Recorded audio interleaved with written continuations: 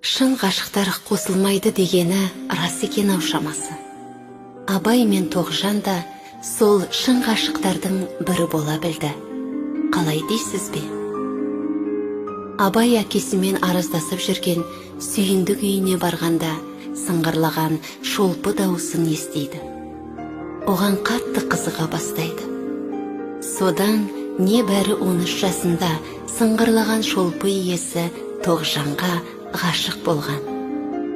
Шіркін, алғашқы махаббат жүректі тербейді. Мәңгілік баққысым, қоштасқым келмейді деп бекерден бекер жырламаған болармыз. Екі жас бір-бірін қатты сүйгенімен сұм тағдыр оларды айыруға бел байлағанды. Алдымен Абайды әкесі айттырып құда болып қойған. Алшынбайдың Ділдә есімді қызына үйлендіреді. Әрине, Абай үлкендерге қарсы шыға алмағандықтан өз разылығын беріп, 16 жасында отау құрған. Дегенмен Абайдың жаны қатты қиналып, Тоғжанын аңсайды. Өткен күндерін сағынады. Басқа түскенді көз көрер демекші, арада 1 жыл өткенде әке атанған еді. Алайда өз жарына деген ешқандай сезімі жоқты. Айта кететін жайт, Тоғжанды да осы арада көрші ауылдағы бір жігітке құдаласып қойған болатын. Ата-анасының сөзіне шыға алмай, ол да бөтен жігітке өзі сүймесе де тұрмысқа шығып кетті. Дәуірлердің қателігін түзетіп, дана уақыт өтіп жатыр сырғанап демекші, арада бір шама уақыт өтеді.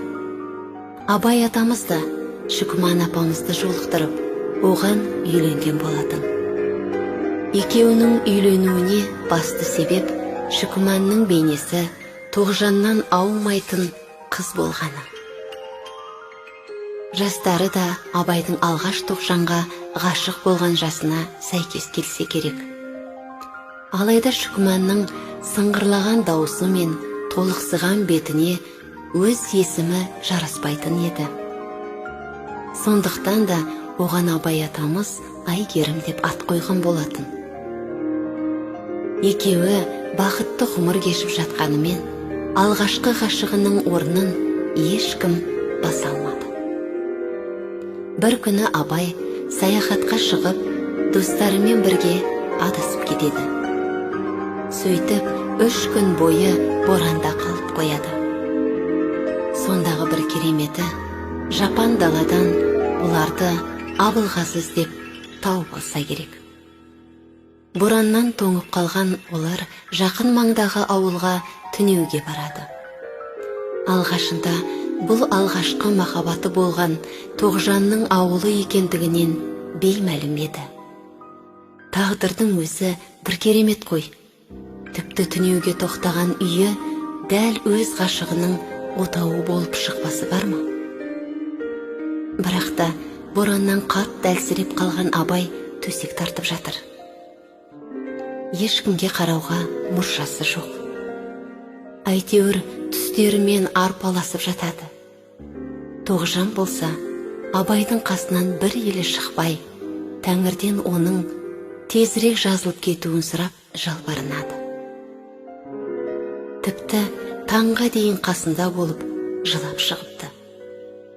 Сонда арада қанша жыл өтсе де, Тоғжан да Абайды ұмытпағаны ма?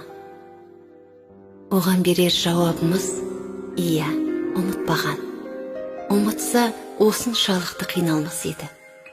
Абай атамыз да оны ешқашан ұмытқан емес.